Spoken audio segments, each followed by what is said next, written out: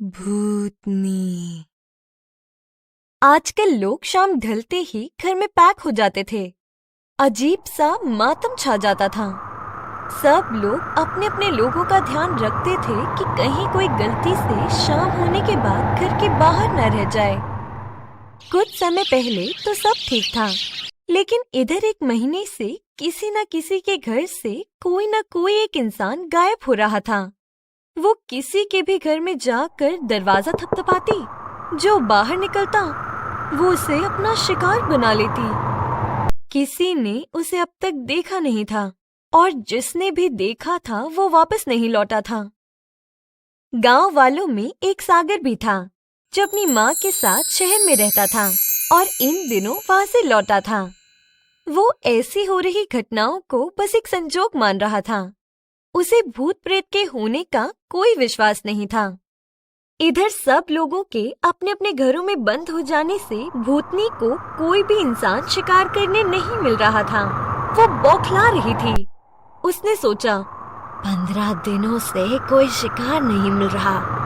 ऐसा चलता रहा तो मैं मर जाऊंगी। घूमते घूमते भूतनी लास्ट में जब सागर के दरवाजे पर पहुंची और दरवाजा खटखटाया तो वो अपनी माँ को देखने गया। उसकी माँ दवा लेने के कारण सो चुकी थी। वो तो वैसे भी इन बातों को नहीं मानता था। उसने सोचा, क्यों ना अपने मोबाइल का इस्तेमाल करूं, उसका वीडियो बनाकर लोगों को दिखाऊंगा। शहर में दोस्तों के बीच भी अपनी अलग ही शान होगी। सोचते सोचते वो मोबाइल के वीडियो रिकॉर्डर को ऑन करके दरवाजा खोलने चला गया। धीरे धीरे उसने दरवाजा खोला। दरवाजा खोलते ही भूतनी उसके आगे आ गई। दोनों एक दूसरे को देख रहे थे। उसके 4 हाथ थे और सब उंगलियों में बड़े बड़े नाखून और खुले बाल थे। भूतनी को देखकर डर से सागर के हाथ पैर जकड़ गए। सागर कुछ कर पाता उससे पहले ही भूतनी ने 2 हाथों से उसे उठा लिया और 2 हाथों से उसका गला दबा दिया।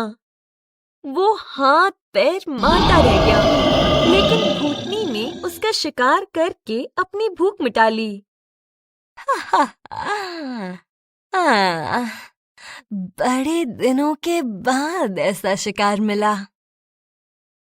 सुबह होने पे सागर की माँ सागर को जगाने गई तो सागर अपने बिस्तर पे नहीं था।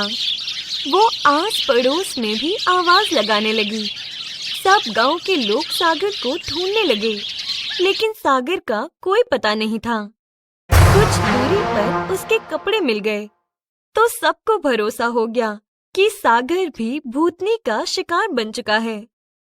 उसे कितना समझाया था कि दरवाजा नहीं खोलना। उसकी माँ का रो रो कर बुरा हाल हो रहा था। जब सरपंच कपड़ों को उसकी माँ के हाथ में दे रहा था तो उसे मोबाइल दिख गया। सरपंच मोबाइल हाथ में लेकर चेक करने लगे तो वीडियो देखकर चौंक गए। ये भूतनी ऐसी दिखती है? सब मोबाइल में भूतनी को देखने लगे और देख के सबकी हालत खराब हो रही थी। सरपंच सबका हाल देखकर बड़ी गंभीरता से बोले, भूतनी सागर के साथ हमारे गांव के कितने लोगों को अपना शिकार बना चुकी है, लेकिन अब हम और किसी को उसका शिकार नहीं बनने देंगे। सरपंच ने सबको अपने घर में सीटी और आग का गोला बनाकर रखने को कहा और बोला, जिसके घर भी वो दरवाजा खटखटाएगी वो 3 बार इस सीटी को बजा देना। हम सभी लोग वहां आ जाएंगे। एक रात गुजर गई, दूसरी रात भी गुजर गई। ऐसा करते करते 4 रात गुजर गईं। भूतनी नहीं आई। सबको लगा कि अब लगता है हम लोगों के प्लान को वो जान गई है, इसीलिए डर से नहीं आई। और ये 5वीं रात थी। सब वैसे ही जागकर सीटी का इंतजार कर रहे थे।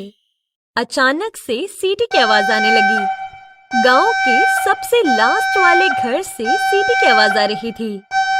सब लोग उधर ही भागे। वहां पहुंच के देखा तो भूतनी मोबाइल से ज्यादा खतरनाक तो सामने दिख रही थी।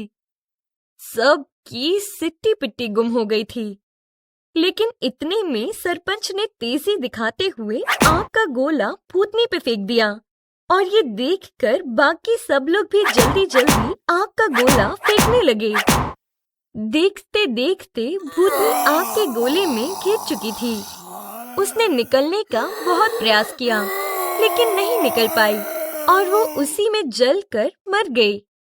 गांव वालों ने आखिर में राहत की सांस ली। इस तरह गांव के सरपंच ने समझदारी से पूरे गांव को भूतनी का शिकार होने से बचा लिया। हमें उम्मीद है कि ये कहानी आपको पसंद आई होगी। हमारे चैनल को सब्सक्राइब जरूर करें और बाकी की अपडेट्स के लिए बेल आइकन को जरूर दबाइए। लाइक और शेयर करना बिल्कुल भी मत भूलिए।